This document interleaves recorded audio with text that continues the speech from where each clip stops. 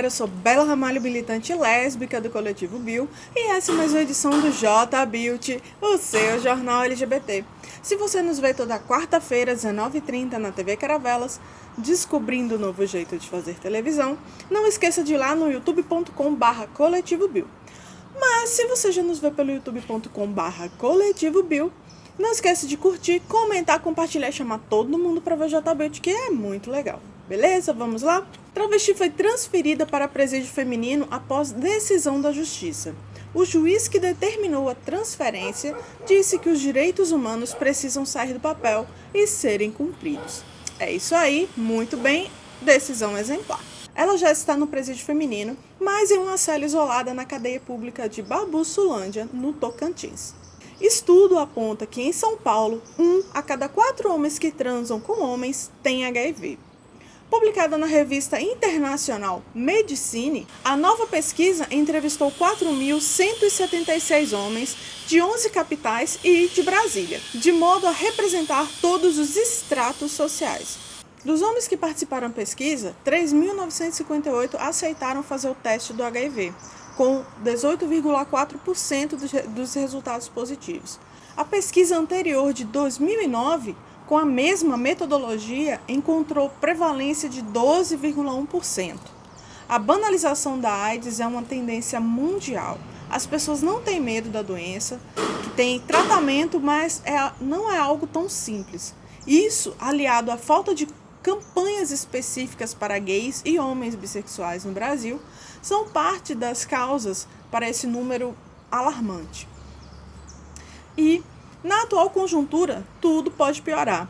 Declarações transfóbicas e ignorantes em relação à temática foram atribuídas ao diretor do Departamento de IST HIV/AIDS do Ministério da Saúde, por reportagem do site paulosampaio.blogsfera.ol.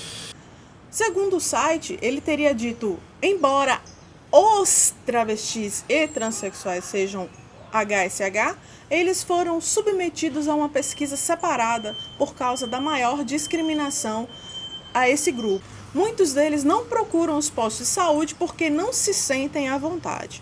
Os que se submeteram à cirurgia de mudança de sexo, por exemplo, não podem ser atendidos por um ginecologista, já que não tem aparelho genital feminino, nem por um urologista, porque não tem mais pênis. Por isso, há um projeto de abrir ambulatórios específicos para essa população. Bom, é muito equívoco em uma só fala, né? Fala sério. Mas, para ficar bem nítido, travestis e mulheres transexuais não são homens. São identidades femininas, tendo se submetido à cirurgia de redesignação sexual ou de transgenitalização, mas não de mudança de sexo. Este não é o nome da cirurgia. Até porque não existe cirurgia alguma que faz alguém entrar em uma maca com sexo e sair depois de uma cirurgia com outro, em um passe de mágica. Usemos cirurgia de transgenitalização no caso de mulheres trans. Enfim. Se submetidas a cirurgias, precisarão ser atendidas por ginecologistas sim, pois tem uma vagina que precisa de cuidados.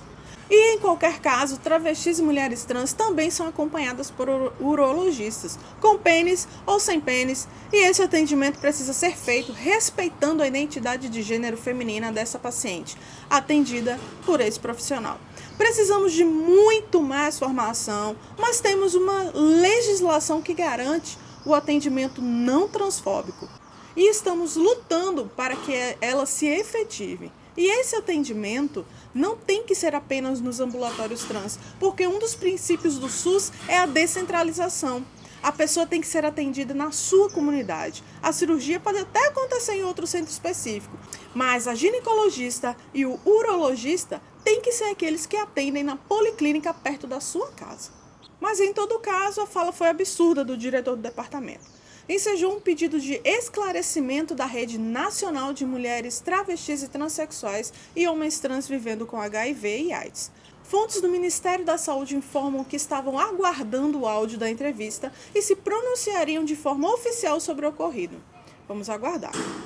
Muita gente está em clima de Copa do Mundo de futebol masculino.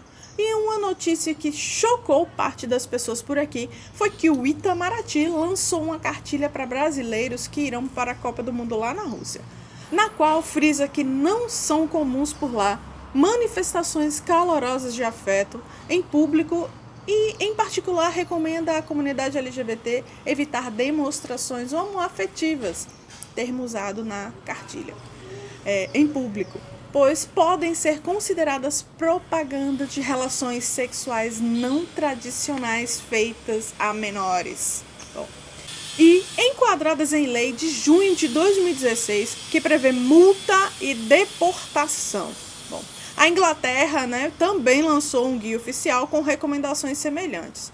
A Rússia tem leis contra a população LGBT, mas ao invés de o Brasil e a Inglaterra e qualquer outro país se pronunciarem, se preocuparem com a garantia da segurança de atletas e torcida LGBT no país, sede da Copa, junto à FIFA, e ao país sede, preferem apenas recomendar que a gente não demonstre afeto na Copa.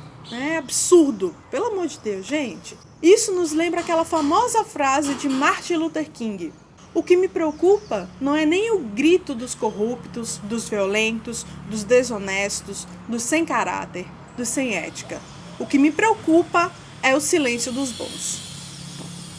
Não que a Inglaterra e nosso desgoverno golpista sejam os bons, mas são tempos difíceis em que se divulga que cossacos russos vão monitorar beijos entre homens ou beijos de mulheres durante a Copa.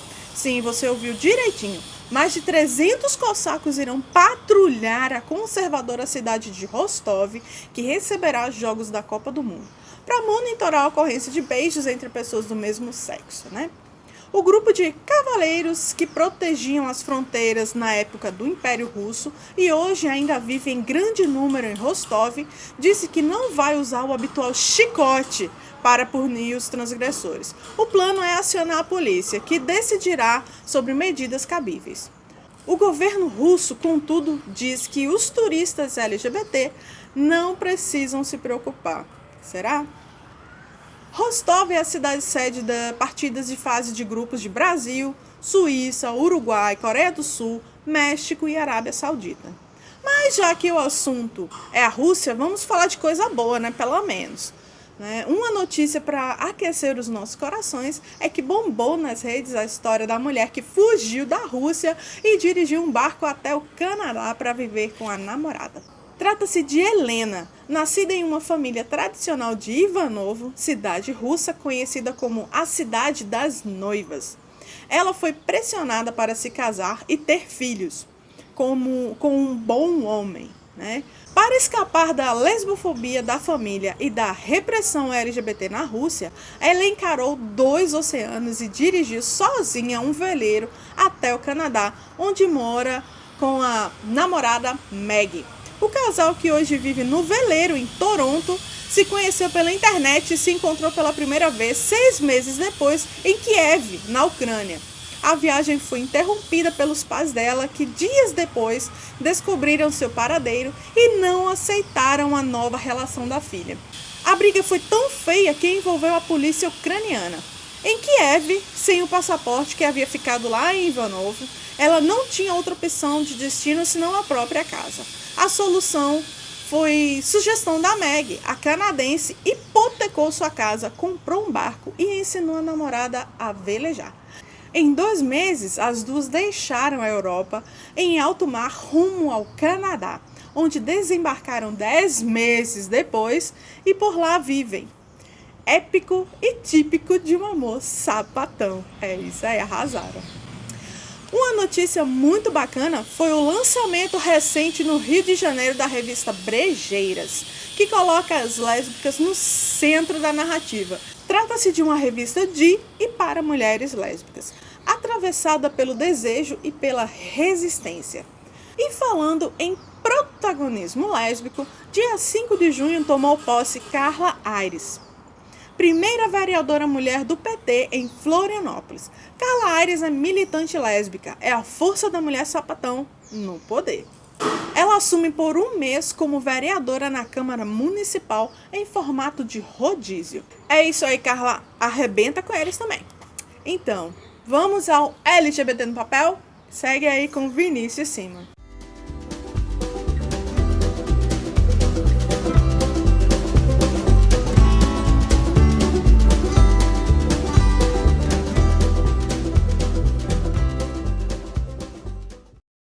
Oi pessoal, eu sou Vinícius Cima e esse é mais um LGBT no papel. Bom, o LGBT no papel de hoje não é tanto no papel, mas sim na telinha do celular. Eu vim recomendar para vocês o Instagram de uma garota que se chama Maia Pires. O Instagram dela é Aya Inverso, Aya com Y. Vai aparecer aqui, aí vocês sigam lá. Mas o que eu vim dizer para vocês é o seguinte: a Maia Pires, ela tem uma poesia de uma simplicidade enorme. O cotidiano, são as vivências, é se descobrir no mundo. O mundo que nos cerca enquanto reflexo, espelho de nós. E a Maia, ela descobre-se o tempo inteiro na sua condição de mulher, bissexual, feminista. Ela desvenda o mundo a partir do seu olhar, do seu lugar de fala. Isso é extremamente importante.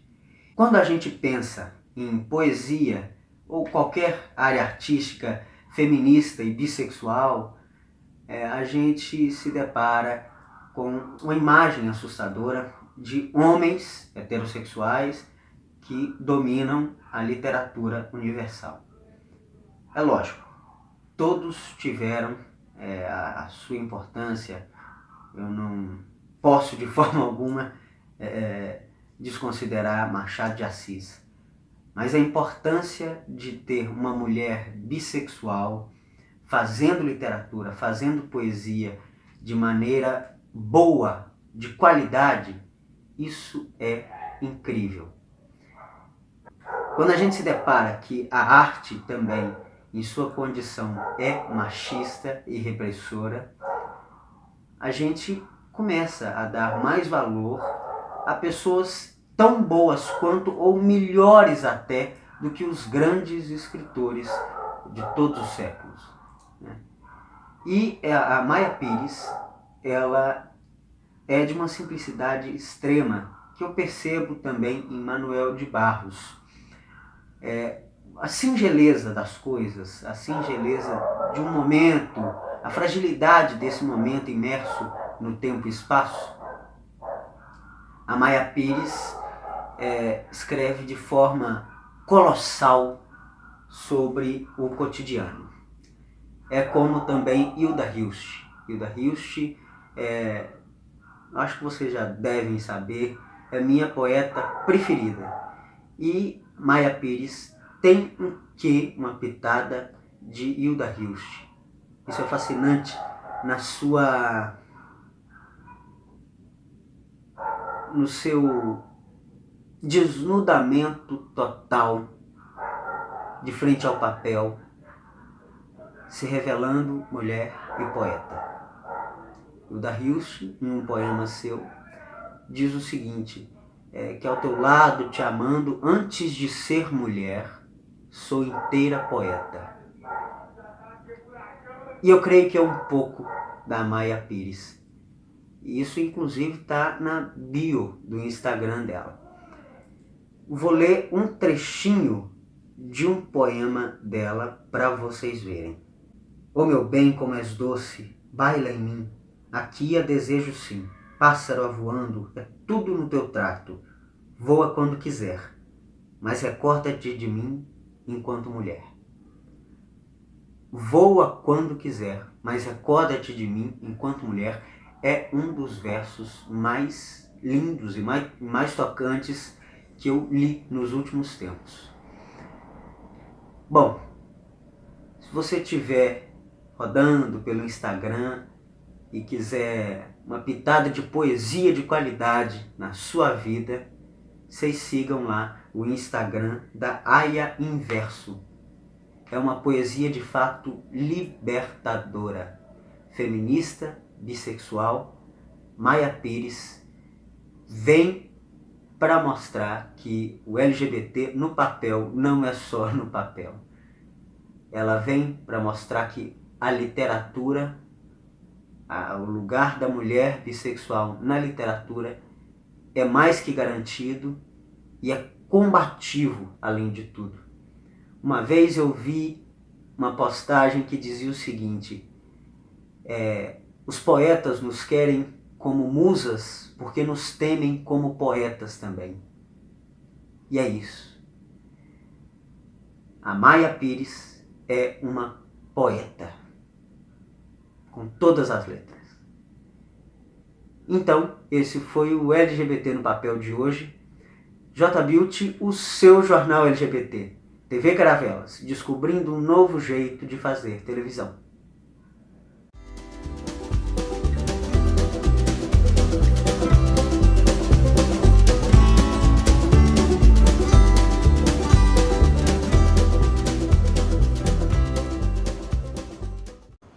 Arrasou, Vinícius, sempre lindo, maravilhoso.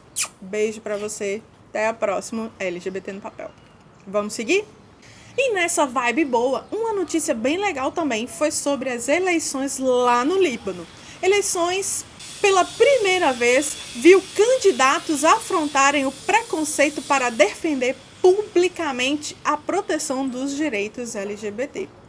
A descriminalização da homossexualidade entrou no debate e agora há no parlamento libanês pessoas que se comprometeram a trabalhar por isso. Bom, ser gay é ilegal na maioria dos países árabes e passível de pena de morte em alguns como Sudão, Arábia Saudita e Iêmen.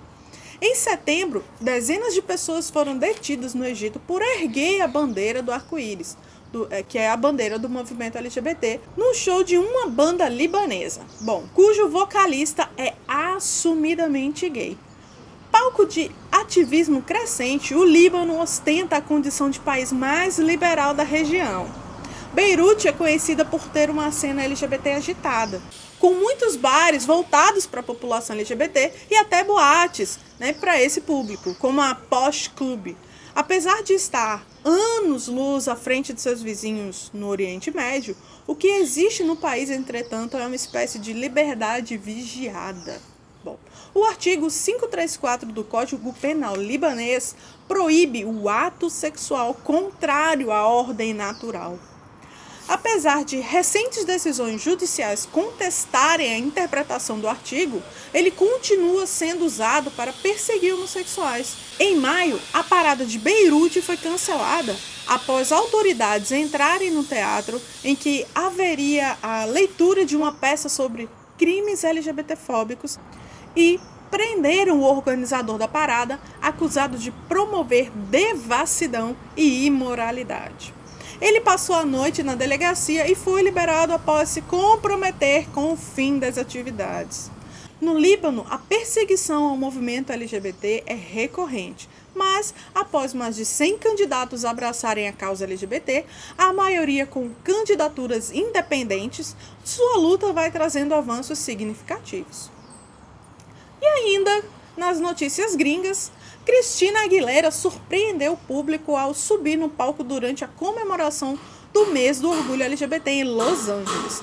Ela divulgou o remix de uma canção no evento. E as paradas estadunidenses estão mesmo interessantes. Na parada do orgulho LGBT em Washington, tem cartazes pedindo Lula livre e Justiça Marielle. Marielle presente. E tem mais notícia boa para vocês. Camila Mendonça está voltando para o nosso time do J-Beauty depois de um tempo afastada e vai voltar a gravar em breve. Enquanto isso, vamos matando a saudade com um papo de cinema com dicas que valem muito a pena. Segue aí. Alô galera, mais uma semana aqui o Papo de Cinema no J-Beauty. E essa semana a gente vai fazer um De Volta ao Passado. Eu vou indicar 2 filmes de outros anos aí. E são obras que vale a pena conferir.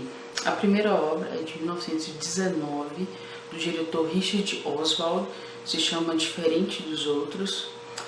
É um filme muito carregado porque esse filme ele é produzido em 1919, no contexto de uma Alemanha, como eu posso dizer, né? Ela está cercada de ódio, né? A gente conhece pela história. Então, onde você amar uma pessoa do mesmo sexo, você era perseguido, você era chantageado, e a gente tem muitos casos de mortes, né?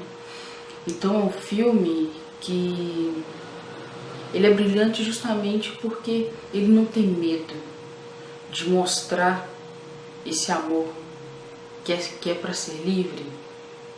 E é um filme que, apesar de ser de 1919, ele abre um espaço para discussão e reflexão sobre a discriminação, sobre essa violência que era em 1919, mas a gente sabe muito bem que continua em 2016. Então, e ele traz isso de uma forma humanizando seus personagens, né? Mostrando que nós somos pessoas que caminhamos, que circulamos, e nós temos direito de caminhar e circular. Então é um filme muito carregado, né, por causa do seu contexto histórico, mas que não foge até muito, né, da nossa realidade atual. Então é um filme que vale a pena conferir. Ele é curtinho, tem 50 minutos e é de fácil acesso também online. Espero que vocês curtam.